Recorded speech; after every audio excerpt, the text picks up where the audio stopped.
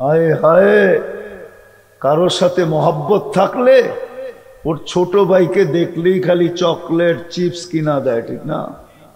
বুড়ারা বুঝবেন না, যুবকরা বুঝছে কি বুঝাইতে চাইছি, ঠিক না? হ্যাঁ, আদর করে ছবি পোস্ট করে পাঠায় দেয়, ঠিক না? যদি মন গলে, যদি যদি মন গলে। আমাদের নবীজির সাথে আল্লাহর এত মোহাব্বত, আমাদের সাথে কি কোনো মোহাব্বতই নাই? ওই উম্মত কেন নির্যাতিত? সত্য এটাই, নির্যাতিত এই জন্য আজকে আল্লাহ ছেড়া দিছে, আল্লাহর রসুল ছেড়া দিছে। এখানে আল্লাহর ভালোবাসা নাই, রসুলের ভালোবাসা নাই। এইখানে ভালোবাসা আছে পশ্চিমাদের, যেটার মেসেজ দিতে দিতে সূর্য ডেলি ওঠে আর ডোবে। বুঝালেন? তারপরে যে বললেন সূর্য ডেলি মেসেজ দিতে দিতে ওঠে আর ডোবে।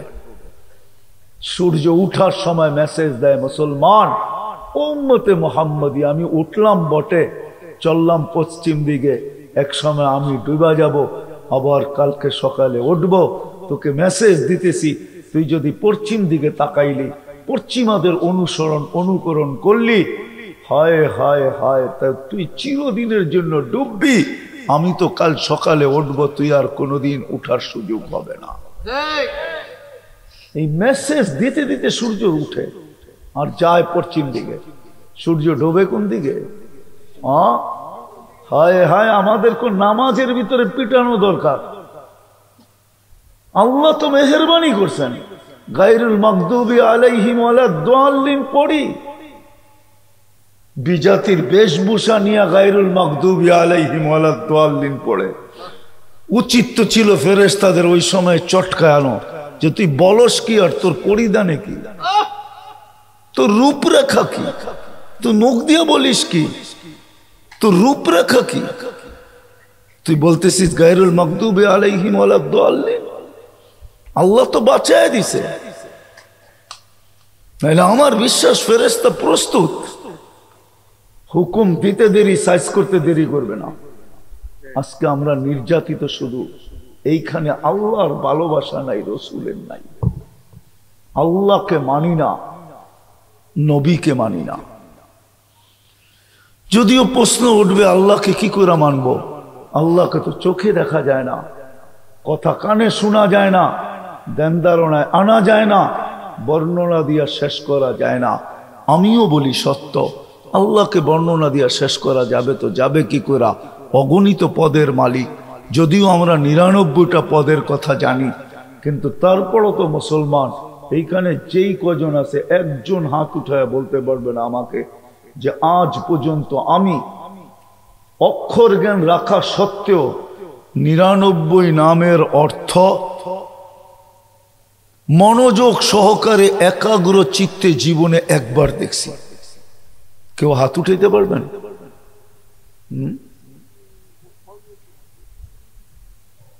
আলেম ওলামা ছাড়া আলহামদুলিল্লাহ, যদি দেখা থাকে জাযাকাল্লাহ।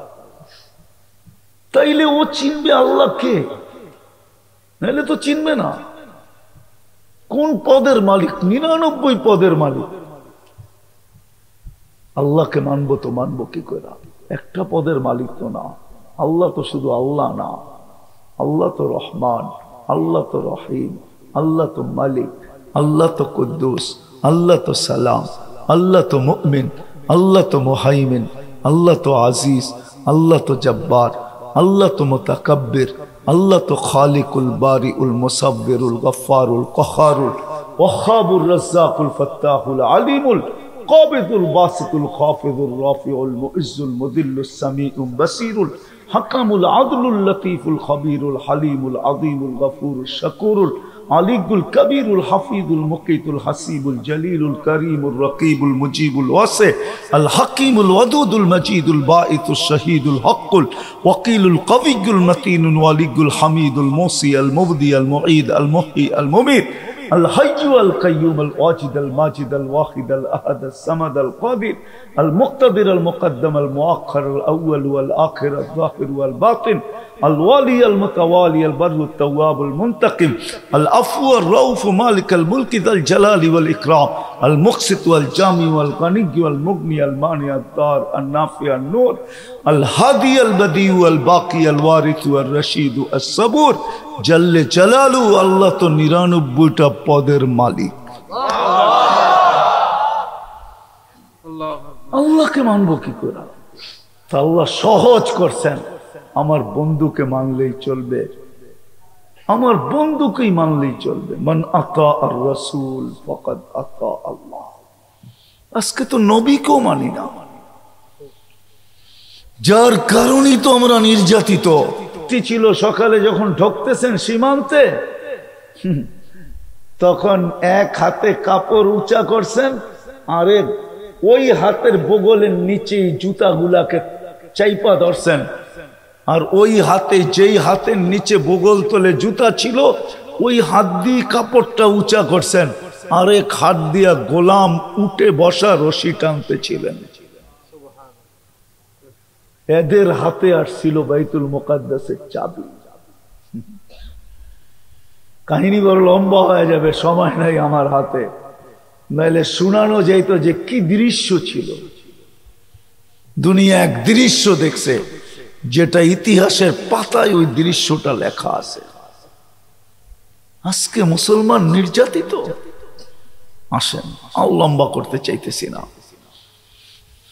আসেন এখানে আল্লাহকে বসাই আল্লাহ রসুলকে বসাই কিন্তু এর আগে আরেকটা কাজ করতে হবে তওবা করতে হবে কোরআন বলে তওবা করতে হবে লাআল্লাহুম লিউযিকাহুম বা'দাল্লাযী লাআল্লাহুম ইয়ারজিউন প্রথমে তওবা করে ফিরতে হবে ওয়া ইন তাবু ফাআনা হাবিবুহুম আহলু মাসিয়াতি লা আকনুতুহুম মির রাহমাতি ফাইন তাবু ফাআনা হাবিবুহুম ওয়া ইন লাম ইয়াতুবু ফাআনা তাবিবুহুম আল্লাহ বলে আমি তোমাদের বিরুদ্ধে চাই তো চাই কখন যখন তোমরা আমার দিকে না ফিরো তখনই আমি তোমাদের বিরুদ্ধে যাই ডাক্তার হয়ে যাই ডাক্তার তাবিবুহুম আমি ডাক্তার হয়ে চলে আসি সার্জিক্যাল ডাক্তার উবতালিহিম ফিল মাসাইব তোমাদের উপরে মুসিবতের বৃষ্টি নামায় নিয়ে আসে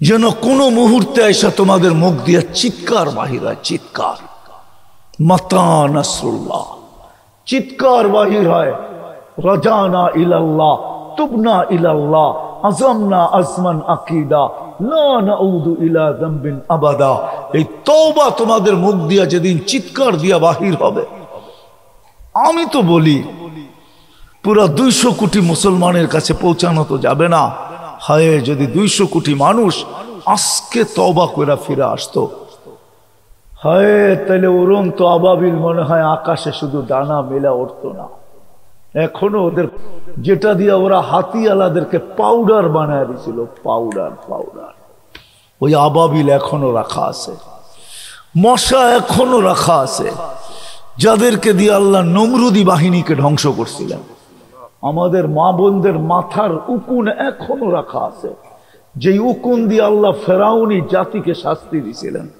চিৎকারের ফেরেশতা এখনো জীবিত আছে যে কওমে সালেহকে চিৎকার দিয়ে ধ্বংস করছেন বাতাসের ফেরেশতা এখনো জীবিত আছে কওমে আদকে যেই ফেরেশতারা বাতাস দিয়ে ধ্বংস করছেন হায় জিবরিল এখনো জীবিত আছে মারা যায় না যিনি পর দিয়া উল্টায় দিয়া ডেড সি বানায় দিছেন মরা সমুদ্র বানায় দিছেন আমি তো এগুলো সব চোখে দেখা বলতেছি আপনাদেরকে চোখে দেখা এই জায়গাগুলো আমি সব ঘুরে আসছি এই জন্য আমি ব্যথা নিয়ে বলতেছি এই জন্য প্রথম আমাদেরকে তওবা করতে হবে রাজি হ্যাঁ আল্লাহ কিন্তু প্রথম আকাশে ডাকতেছে হালমি মুস্তাগফির ফাগফির আলা কে আসিস মাপ চাবি আমি মাপ করার জন্য চলে আসছি হায় হায় এই উম্মতের দিকে চায় চলে আসছে এই জন্য তো আমি বলি আমার জাতি যদি কিছু নাও করতো প্রত্যেকে যদি ঘুমানোর আগে বিছনায় বসা বলতো মালিক সারাদিন কিচ্ছু করতে পারি নাই বিরোধিতা ছাড়া।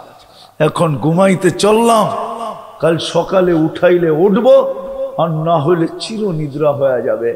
বিদায় আমি তোর কাছে তওবা করে ঘুমাইতেছি। এতটুক যদি আমার জাতি করত, এতটুক যদি মুসলমান করত, একজনও তো এখানে নাই। দাড়ি পাকা হোক আর কাঁচা হোক, যে আমি ঘুমানোর সময় তওবা করে ঘুমাই। আসেন কেউ অভ্যস্ত? ওই 2-4 জন হাত উঠায়, কিন্তু যারা 2-4 জন হাত উঠায় এরাও তো ঘরালাদেরকে বলে না।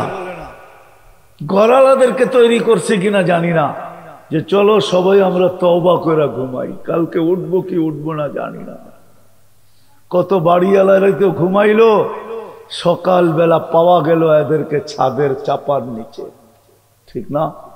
তুরস্কতে এমনই হইল, ঠিক না? মরক্কোতে এমনই তো হইল, ঠিক না? কি ভূমিকম্পে হয় নাই? ঘুমায় গেছে আর ওঠে নাই। দুনিয়া উঠাইছে তো মরা লাশ উঠাইছে ছাদের নিচের থেকে। সত্য তো এটি। আসেন আজকে তওবা করি। আল্লাহ তওবা করার জন্য ডাকতেছে, শুধু নবীজির দিকে চেয়ে ডাকতেছেন। নাইলে কোন উম্মতকে ডাকছে বইলা ওলামা কোনো হাদিস দিতে পারবে না। চ্যালেঞ্জ আমার। শুধু এই উম্মতের জন্য প্রথম আকাশে নাই মা আসেন।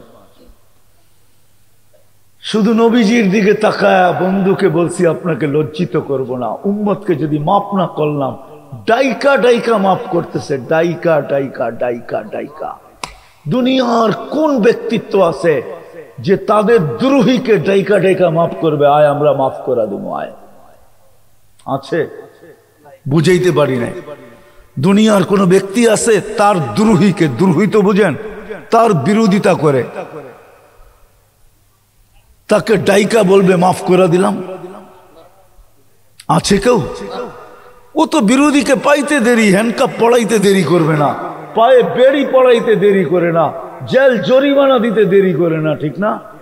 আল্লাহ তো ডাকতেছে, আয়। ডাকলাম, ডাকতেছি, হাল মিন মুস্তাগফির, ডাকা এটা, আয়, তোকে মাফ করার জন্য আসছি।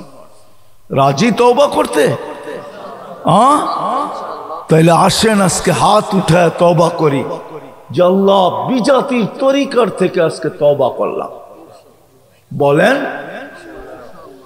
এদের তরিকার ভালোবাসার থেকে তওবা করলাম। বলেন বলেন, পাক্কা? নামান যদি মনের থেকে কইরা থাকেন মাফ। এই উম্মত মাফ চাইতে দেরি, আল্লাহ মাফ করতে দেরি করেন না। নাইলে এই হাদিসে কুদসি আপনারা বুঝবেন না। আমার কাছে তো ভাষা নাই, আপনারাও আরবি জানেন না। যদি জানতেন তাইলে মজা লাগতো। লাউ জামা ইয়া ইবনে আদম লাউ বালাগাত যুনুবুকা ইনানাস সামা ওমা আশরাকতা বি ফাস্তাগফারতানি ফাগফারতু লাকা ওয়ালা উবালি। আল্লাহ বলে, তোর গুনাহ যদি একজনের গুনাহ সৌরজগতের পরিধি ভরা আকাশ ভেদ করে উপরে চলে যায়, তুই আমার জাতের সাথে আর আমার সিফতের সাথে গুণের সাথে কাউকে কখনো সমকক্ষ মনে করিস না। তুই মাপ চাইতে দেরি, আমি মাপ করতে দেরি করব না। তাকায় দেখবো না তুই কত গুনাহ করছিস।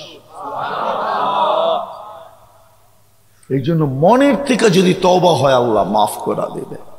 আসেন আজকের থেকে অঙ্গীকার করি, এইখানে আল্লাহকে জাগা দিব, আল্লাহ রসুলকে জাগা দিব। দিবেন? দিলে হ্যাঁ। আমি তো এটাই বলি, আমি তো দেখলে এটাই আমার ফিলে ব্যথা আসে, যে আজকে তো ইসলাম মুসলমানই ভালোবাসে না, অন্য ভালোবাসবে কি করে? মুসলমান যুবক হইতে ইসলামকে ঘৃণা করে, নাইলে ও চুল এই স্টাইলে কাটে কেন? ও নেটে দেখা সারা রাতে দেখা চুলের ডিজাইন কেন বাহির করে? পায়ে হাত রেখা বলে আসেন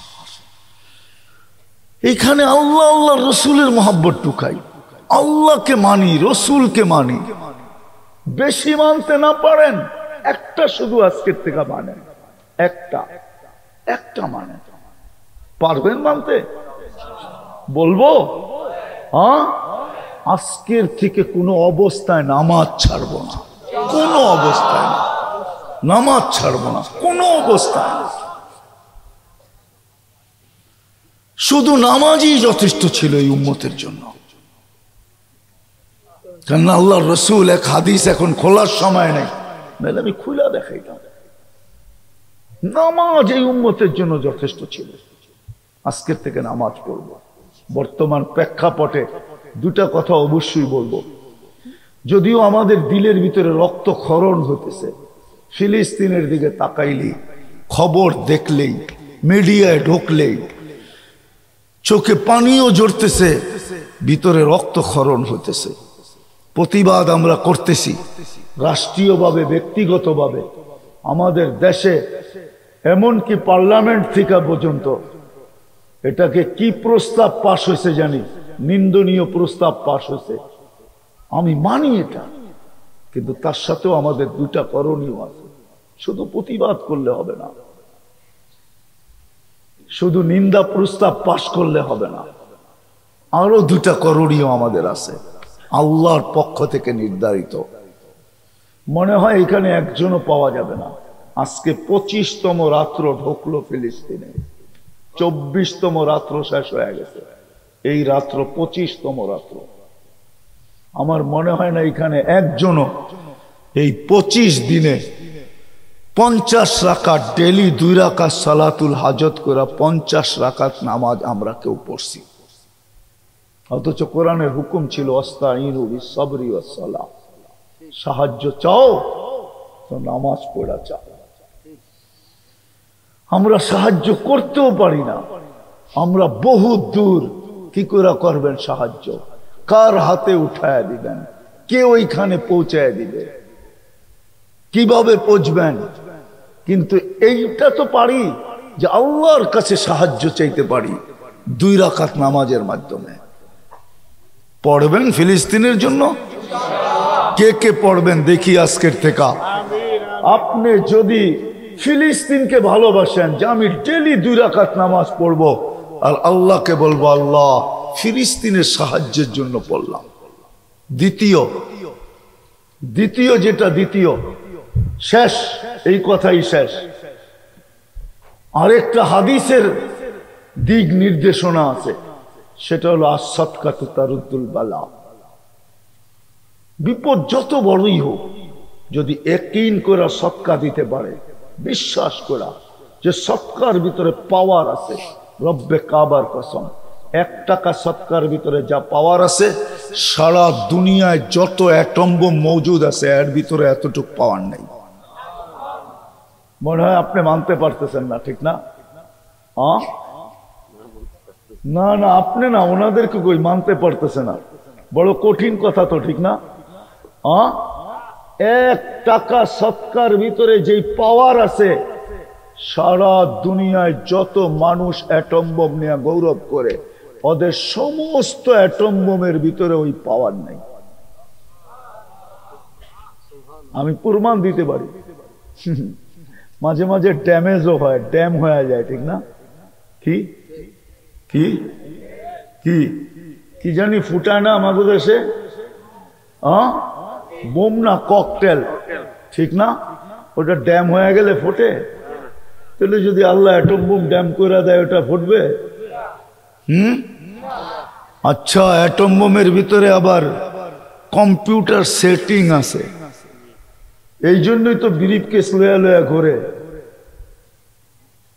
ওটা সুইচ থাকে ব্রিফ কেসে, এই জন্যই লয়া লয়া। 2 দিন আগেও পেপারে আসছে, রাশিয়ার প্রেসিডেন্ট ব্রিফ কেস নিয়ে ঘুরতেছে। মনে হয় কয়েকদিন আগেও আসছে, চায়নায় গেছে যখন ব্রিফ কেস সাথে ছিল। আল্লাহ যদি কম্পিউটার সিস্টেম আজকে বাদ করে দেয়, ইন্টারনেট সিস্টেম বাদ করে দিল, তাহলে এটা আর ফুটবে না, এটা উঠানো যাবে না। পারে না? পারে না? না পারে না? না, মনে হয় পারে না, ঠিক না? কেমন পারে? আল্লাহ অমন পারে যে সুয়ের ছিদ্র 100 গুণ ছোট হবে, উট 100 গুণ বড় হবে, তারপরে এই ছিদ্রের ভিতর দিয়ে আল্লাহ উটকে দৌড়ায় নিয়ে যাবে। আল্লাহ এটাও পারে। তাইলে হইতে পারে আমার 1 টাকার সদকা এতটুক পাওয়ারফুল হবে যতটুকু পাওয়ারফুল না সারা দুনিয়ার অ্যাটমে আছে। আমি প্রমাণ দিতে পারি, কিন্তু সময় কম। প্রমাণ বাদেই দিলাম। এই জন্য 1 টাকা ডেলি সৎকা করব ফিলিস্তিনের নামে। কে কে রাজি? আমি তরতিব বলে দিতেছি, তরতিব। 10 টাকা নেন, 10 দিনের জন্য 10 টাকা সৎকা দিয়া দেন। 20 টাকা নেন, 20 দিনের জন্য। 30 টাকা নেন, 30 দিনের জন্য মাদ্রাসায় দিয়া দেন। 1 চোটে 1 মাসে। এই ভিতর থেকে দেন। হতে পারে আপনার সৎকা এরকম কালার হবে, এত পাওয়ারফুল হবে যে এইখান থেকে অ্যাটম হয়ে উঠবে আর ওইখানে যে পড়বে আর বলবে, এক আল্লাহওয়ালা, এক গরিব মিসকিন মুসলমানের সৎকার পাওয়ার এটা। একজনের পাওয়ার যদি এটা হয়, তাহলে বাকি 200 কোটির পাওয়ার কিরকম হবে? প্রত্যেকের ভাবা উচিত, মুসলমান আজকে এত নির্যাতিত কেন? আমি বিশেষ করে যুবকদেরকে বলবো যে তোমাদের অধিকাংশ চালচলনই তো পশ্চিমাদের মতো, ঠিক না? চুলের স্টাইল, কাপড় চোপড়, উঠা বসা, চলা ফিরা, খাওয়া লওয়া। 14 তারিখ, 14 তারিখ চিনো তো? মনে হয় জাগা মতে যায় টোকা লেগে গেছে, ঠিক না? 14 তারিখ, 31st নাইট, এরকম কত ডেই তো আছে। আমরা ওদের চেয়ে ভালোভাবে এটাকে উদযাপন করি, ওরাও এত উদযাপন করে না। আমি তো দেখা বলতেছি, আমি 14 তারিখও ওই দেশে দেখছি যে দেশ থেকে 14 তারিখ আসছে। আমি 14 তারিখে আমেরিকাও দেখছি, 31st নাইট আমি অস্ট্রেলিয়াও দেখছি, আমেরিকাতেও দেখছি। এত উদযাপিত হয় না যত আমাদের প্রত্যেক গলি গলি উদযাপিত হয়। কিন্তু তা সত্ত্বেও তো ওদের কাছে আমরা প্রিয় না, আমাদেরকে বুকে রাখে না, পিঠেই রাখে, ঠিক না? সত্য কি? প্রমাণ দেই। যদি বুকেই রাখতো তাহলে ডেলি যতগুলা পাসপোর্ট বিভিন্ন এমবেসিতে জমা হয় একটাও ফেরত আসতো না। কেননা ওরা তো জানে আমাদের চাল চলন, উঠা বসা, খাওয়া লওয়া, চলা ফিরা। আমি তো এটাও বলি, কোন নারী যদি বিকেনি পরেও এমবেসিতে যায় আর পাসপোর্টটা শো করে, ও ওকে দেখবে আর মনে মনে হাসবে যে তোর রূপ দেখা তো, তোর বাহ্যিক রূপ দেখা তো আমরা আকৃষ্ট হব না, আমরা তো পাসপোর্টটা পাঁচ করে দেখবো কাগজে কি লেখা আছে। বুঝাইতে পারলাম কিনা জানি না। কাগজে কি লেখা আছে এটা দেখব। আজকে আমরা মুসলমান এত নির্যাতিত কেন? ওদের রঙে রঙলাম, তারপরও নির্যাতিত। এইখানে তো একজনও নাই, বাকিদেরকে তো পাইলামই না গভীর রাত দেখা। যেই কজনই বিয়ে আলা এখানে আছে, বিয়ে করছে, একজনও তো বলতে পারবে না যে আমি বিয়ের সময় হুজুরকে জিজ্ঞাসা করছি যে রাসূলুল্লাহ সাল্লাল্লাহু আলাইহি ওয়াসাল্লামও তো একাধিক বিয়ে করছেন, একটা তো করেন নাই, একাধিক করছেন, 11টা বিয়ে করছেন, আমি তো একটা করব। আমাকে ওনার একটা আদর্শ বলে দেন, আমি ওনার আদর্শ মতে বিয়েটা করতে চাই, যাতে কিয়ামতের দিন আমারও হাত পাতার সুযোগ হয় যে আমি কিচ্ছু করতে পারি নাই, বিয়ের অনুষ্ঠানটা আপনার মতো ছিল, আজকে আমাকে কি দিবেন দেন না। একজনও তো এখানে হাত উঠাইতে পারবে না। আমার কথাটা কি ভুল? একজনও তো আমরা হাত উঠাইতে পারবো না। আমি তো এই জন্যই বলি, ওদের রঙে রঙিন হইলাম, কালচারকে কালচার বানায় নিলাম, ওদের মতো সবকিছু করলাম, তারপরও আমরা ওদের পিঠে কেন, বুকে কেন না? ওরা আমাদেরকে বুকে কেন নিতে পারে না, পিঠেই রাখে কেন? মন চায় তো আসার দেয়। আজকে মুসলমান দুনিয়া নির্যাতিত কেন? কথা বাড়াবো না। রব্বে কাবার কসম, যাকে আল্লাহ মুসলমানের ঘরে সৎ ইচ্ছায় অস্তিত্ব দিছেন, সর্বশ্রেষ্ঠ নবীর উম্মত বানাইছেন সৎ ইচ্ছায়। ও যতদিন পর্যন্ত আল্লাহর হুকুম আর নবীর তরিকা না মানবে, আদর্শ না মানবে, এটাকে মনে প্রাণে স্বীকার না করবে, নিজের জীবনে প্রতিফলিত না করবে, রব্বে কাবার কসম, ওই দিনও তো মুসলমান নির্যাতিত ছিল না, যখন তাদের ঘরের ভিতরে মাসের পর মাস চুলা জ্বলতো না। আজকে তো 200 কোটি মুসলমান, দুনিয়ার সবচেয়ে বড় টাকা আমাদের কাছে, মুসলমানদের কাছে দুনিয়ার সবচেয়ে বড় টাকা। ডলার বড় না, ইউরো বড় না, পাউন্ড বড় না, অস্ট্রেলিয়ান ডলার বড় না, ক্যানাডিয়ান ডলার বড় না, সিঙ্গাপুরি ডলার বড় না, কুয়েতের টাকা সবচেয়ে বড়, সবচেয়ে। 1 টাকায় $5 পাওয়া যায়, $5, 4 ইউরো পাওয়া যায়। 3.5 টাকা পাওয়া যায় ব্রিটেনের। সবচেয়ে বড় টাকা মুসলমানদের কাছে। দুনিয়ার সবচেয়ে বেশি সম্পদ মুসলমানদের কাছে। রাগ হয়েন না, লেখা রাখেন একটা একটা করে, বাড়িতে যে তাহকিক করেন। দুনিয়ার সবচেয়ে বেশি সম্পদ মুসলমানদের কাছে।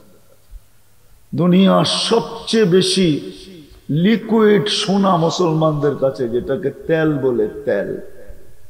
দেশের নাম বলবো?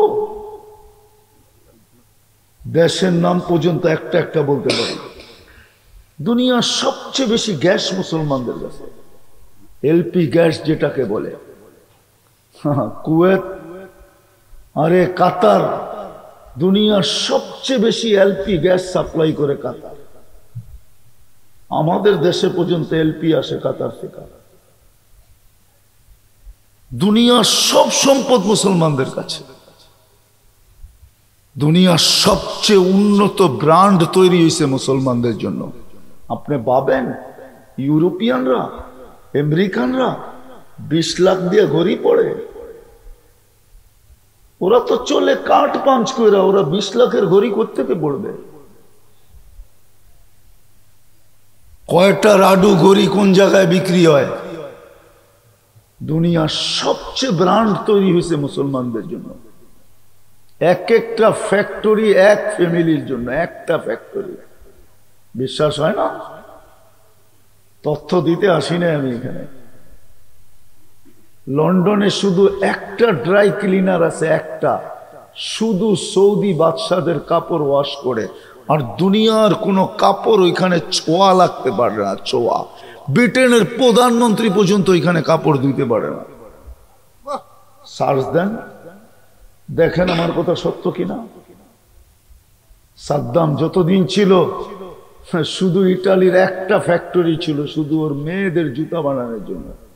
অনলি একটা ফ্যাক্টরি, আর কারো জুতা বানাইতে পারবে না। দেখেন, সার্চ দিয়ে দেখেন। একটা কসমেটিক্সের ফ্যাক্টরি ছিল শুধু এক ফ্যামিলির জন্য, মুসলমান সে। হায় হায়, আমি চিনি ওরা কত দামি খাওয়া খায়, আমি জানি। ওরা তো বার্গার খায়, সার্গার খায়। দুনিয়ার সবচেয়ে দামি খাওয়া খায় মুসলমানরা, সবচেয়ে বেশি আইটেম খায় মুসলমানরা। সবকিছু মুসলমানদের কাছে, তারপরও নির্যাতিত কেন?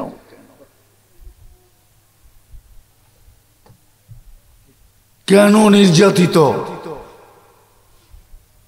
আমাদের গার্মেন্টসের কাপড়গুলো আমাদের মার্কেটে আসলে এই দেশের ছেলেরাও ধৈরা কয় এটা তো রিজেক্ট মাল, শিপিং হয় না, তারপরে মার্কেটে চলে আসছে, ঠিক না? এটাকে বলে স্টক লট। কম দামে বিক্রি হয়, তারপরও মুসলমান নির্যাতিত কেন? রব্বে কাবার কসম, কথা গুছায়া শেষ করতেছি। শুধু আল্লাহকে ছাড়ার কারণে, আল্লাহ রসুলকে ছাড়ার কারণে।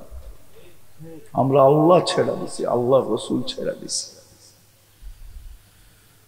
যদিও আল্লাহ মুসলমানকে বলছিল তোমরাই সবচেয়ে উপরে থাকবে, তোমাদের উপরে আমি কাউকে থাকতে দিব না, আনতুমুল আলাউনা, তোমরাই উপরে থাকবে। যদিও মুসলমানদেরকে বলা হয়েছিল হায়াতান তাইয়্যিবা, তোমাদের মতো সুখের জীবন আমি কাউকে দিব না।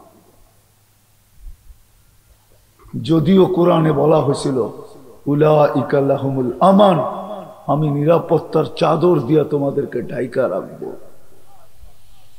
কুরাল তো দূর, সুই পর্যন্ত ঢুকাইতে দিব না। কুরাল তো দূরের কথা, সুই পর্যন্ত ঢুকাইতে দিব না। এটাই ওয়াদা ছিল। আটটু দুই একটা শোনাই আরো। ওয়াদা এই উম্মতের জন্যই ছিল, লাহুম রিজকুন কারীম, তোমাদেরকে ক্লান্তিহীন পালবো। এটা তো কোরআনের কথা, হাদিসের কথা। রাযাকাকুম কামা ইয়ারযুকুত তাইর, তোমাদেরকে পাখির মতো পালবো। তাগদু খিমাসাম ওয়া তারুহু বিতানা।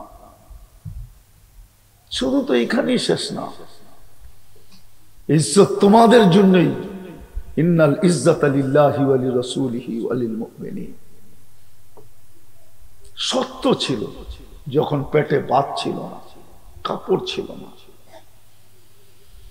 মাসের পর মাস চুলা জ্বলে নাই, এক কাপড়ে দুইজনের জীবন, দুইজনের। পুরা 2500-এ একটা ঘর যদি কেউ বাহির করে দেখাইতে পারে, আমি চিত্র তুলে ধরতেছি। দুইজনে কয় কাপড়? দুইজনে। স্বামী স্ত্রী স্বামীকে বলতেছে আমি জান্নাতি, বলছে কি কইরা? বলছে সবরের জীবন চলতেছে, অভিযোগ করি নাই আর কোনোদিন করব না, চাহিদা নাই আর কোনোদিন হবেও না, সবর করতেছি। সবরের বদলা জান্নাত, ফুর্তি জান্নাতে হবে। স্বামীর চেহারাটা মলিন হয়ে গেছে, তো চিমটি কেটা বলছে তুমিও জান্নাতি। বলছে কি কইরা? বলছে আমার মতো স্ত্রী পায়াকে শুকরিয়া আদায় করো না। বলছে একবার না, ডেলি 100বার। বলছে তুমিও জান্নাতি, আমাদের ফুর্তি জান্নাতে হবে। এরকম অভিযোগ আর চাহিদাহীন একটা ঘর দেখায় দেন পুরা বাংলাদেশে। এক কাপড়ে তো দুইজনের জীবন ছিল, মাসের পর মাস তো চুলা জ্বলতো না। হায় হায়, পেটে পাথর বাঁধা, তারপরও তো এতটুকু নির্যাতিত ছিল না। আজকে তো টাকা বড়, খাওয়া দামি, পোশাক দামি, সমস্ত ভান্ডার আল্লাহ খুলে দিলেন, তারপরও কেন মুসলমান নির্যাতিত? ফিলিস্তিনের দিকে দেখলে দেখা যায় কেমন নির্যাতিত মুসলমান, ঠিক না? হ্যাঁ, আমরাও কি নির্যাতিত কম? হয়তো আমাদেরটা চোখে দেখা যায় না, আমরাও নির্যাতিত কেন? আসেন এখান থেকে এটাই আজকে ভাবি, কেন, কি কারণে নির্যাতিত? রব্বে কাবার কসম, শুধু এই দুটেই কারণ। আল্লাহ ছেড়া দিছি, রসুল ছেড়া দিছি। মুসলমান আল্লাহকে ছেড়া দিছে, নাইলে কোনোদিন হইতো না। হায় হায় হায়, একটা সময় তো ছিল চোখের পানি আল্লাহ গালে পর্যন্ত আসতে দেয় নাই, এর আগে সাহায্য পাঠায় দিছে। এখন তো চোখের পানি দূরের কথা, চোখের পানি তো বাদেই দিলাম, এখন তো রক্ত পর্যন্ত ঝরতেছে। রক্ত, পানি তো শেষ, এখন তো রক্ত ঝরে। এখন ফিলিস্তিনে রাত্র শুরু হলো মাত্র 9টা বাজে, 9টা। রাত না যে কিয়ামত হয়, কিয়ামত, দিন না যে আরেক কিয়ামত, 24 ঘন্টা একটা কিয়ামতের ভিতরে আছে। কেন এই নির্যাতিত? আপনাদের মনে প্রশ্ন জাগে না যে মুসলমান দুনিয়ায় কেন নির্যাতিত? কি একবারও জাগে না প্রশ্ন? কি হা বলেন না বলেন, জাগে না? হ্যাঁ, কেন আমরা নির্যাতিত? শত শত বৎসর, 1-2 বৎসর তো না, করোনার মতো তো না যে 20-এ আসলো 22-এ শেষ হয়ে গেল, করোনার মতো তো না। আরেকটা বিষয় ভাবার আছে, প্রথম তো এটা ভাবার বিষয়, দ্বিতীয় আরেকটা বিষয় ভাবার আছে, যে উম্মত আল্লাহর কাছে এত প্রিয়,